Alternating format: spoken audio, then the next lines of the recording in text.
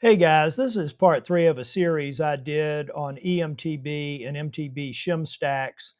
And this really ties in or is a follow up from part two. But on this particular part three, I'm going to talk about the fact that in addition to placement of shim stack shims, the Shockwiz provides information about the shim stack firmness. To summarize, part two, basically, based on the Shockwiz results, we knew that there was nothing that needed to be done to the low speed rebound, but we didn't need to make changes to the shims for the high speed rebound and both of the compression shim stacks. Now, knowing the placement of the shims, as I said, that was covered in part two, the Shockwiz provides information about firmness. And here, the, the little diagram in gray, that is the report from the Shockwiz. Just disregard the first two items, but the bottom four items, which are the LSR, HSR, HSC, and LSC, uh, depending on where the marker ends up on that report, will determine what you need to do for the firmness. So if it's directly in the middle in the purple, it's perfect. And based on the Shockwiz report, nothing needs to be done to shim firmness. But if it's over to the left in the bluish kind of teal greenish area, the shims are too firm and you need to decrease the firm shimness. That's what the report is telling you. If it's over to the right in the reddish sort of flesh color, that means it's too soft and you need to increase the firmness of the shim stack. Now, there are three ways to affect shim stack firmness, and in my opinion, I've arranged them below from the most impactful to the least impactful. Now, uh, number one, assuming that the shims are the same thickness, more shims will make it firmer. Number two, increasing the thickness of the shim. The thicker shim is firmer, and the shim diameter, where larger diameters are firmer. Now, based on the example that I've been giving, if you're trying to use the Shockwiz report to adjust the shim stacks, the first thing I do is mathematically adjust the shim stack. And what I mean by that is I go through or use the results of a formula to convert everything in the shim stack to 0.1 millimeter shims. So uh, the formula that I use is stiffness is equal to shim thickness cubed. And just so you know, most rear shocks on a mountain bike are 0.1 millimeter, 0.15 millimeter, or 0.2 millimeters thick. So if you apply this formula, the 0.1 millimeter shim cubed would give you a thickness of 0.001. The 0.15 millimeter shim cubed would give you 0.003375, and a 0.2 millimeter shim's thickness would be 0.008.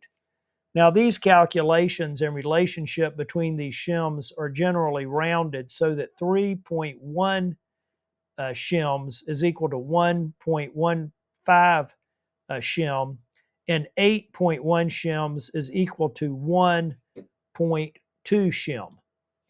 And before you make any adjustment or determine what you need to do with the shim stack, I mathematically adjust using that ratio, a 3-to-1 or an 8-to-1 ratio, depending on whether I'm converting a 0.15 millimeter shim to a number of 0.1 shims or a 0.2 conversion to 0.1 shims.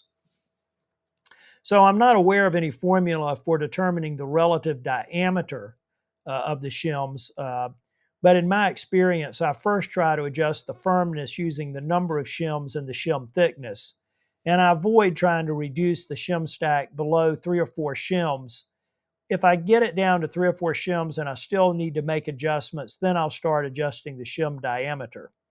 Also, in my experience, generally the changes in the shim diameter have less impact on firmness, and changing the shim diameter can be used to fine tune the fill of the shim stack. But here we go. Here's an actual shim stack on a DVO topaz. On the right is the actual. There are 5 shims uh, in the rebound shim stack. There are 2 16 by 0.1 shims, and in the compression shim stack, there are 3.15 shims, a 22, a 20, and an 18.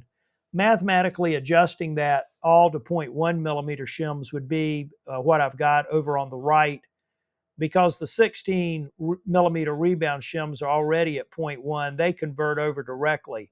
But as you can see, the 22.15 becomes 22 or 3 22.1 shims, and that's the same thing for the 20 and the 18. So at that point, I have it mathematically adjusted all to 0.1 millimeter shims. Now, once I do that, I go back to the Shockwiz data, and on the high speed rebound shim stack, we know that the firmness needs to be increased. And to increase the firmness, what we're going to be doing is adjusting the shims in the shim stack furthest from the piston. Because there was only 2.1 millimeter shims in the rebound shim stack, it seems logical to add one more 0.1 millimeter shim and possibly go down to a smaller diameter. Now, with the relatively small shim stack, as you can tell, it would make no sense to add a 0.15 or a 0.2 millimeter shim in this case. Now, similarly, in looking at the low-speed compression, we know that the shim stack firmness needs to decrease in this case, and the decrease in firmness needs to come from the first part of the shim stack that's closest to the piston. Now, based on there being 4 or 5.1 millimeter shims in the mathematically adjusted LSC stack, it would seem logical to decrease the 0.1 millimeter shims and to decrease the shim diameters. Similarly, in the HSC, you would do the same thing as we're doing on the LSC shims, but the change would be even more dramatic because instead of being over in the yellow area, it's all the way over in the red. So there needs to be a more drastic change made to that shim stack. Now, after considering all these factors and making some educated guesses and doing some trial and error, here's where I came up. So we started with, on the rebound shim, 2 16 by 0.1, and I added a 15 by 0.1.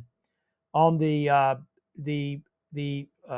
nothing was done to the LSR shims, and for the HSC shims, I did a pretty dramatic decrease there. I went down from, part of a 20.15 shim and an 18.15 shim down to an 18 by 0.1 and a 16.1. And then for the LSC, I made a pretty big reduction there where I went down to a 21 by 0.1 and a 20 by 0.1. So as you can see, for the LSC and HSC, I'm reducing the number and the thickness and the diameter of the shims. Now, based on that, the left shows the Shockwiz results. And as you can see, it's not perfect, but it's much better. There's still some adjustment that needs to be made on the low speed compression. And going forward, if I were going to continue to adjust on this, I would go in and reduce those shims closest to the piston. I'd probably go from a 21 by 0.1 and a 20 by 1 down to a 20 by 1 and a 19 by 1. So that's how you use the Shockwiz data to determine the firmness of the shim stack. I hope I've given you guys something to think about, and I'll see you at the top.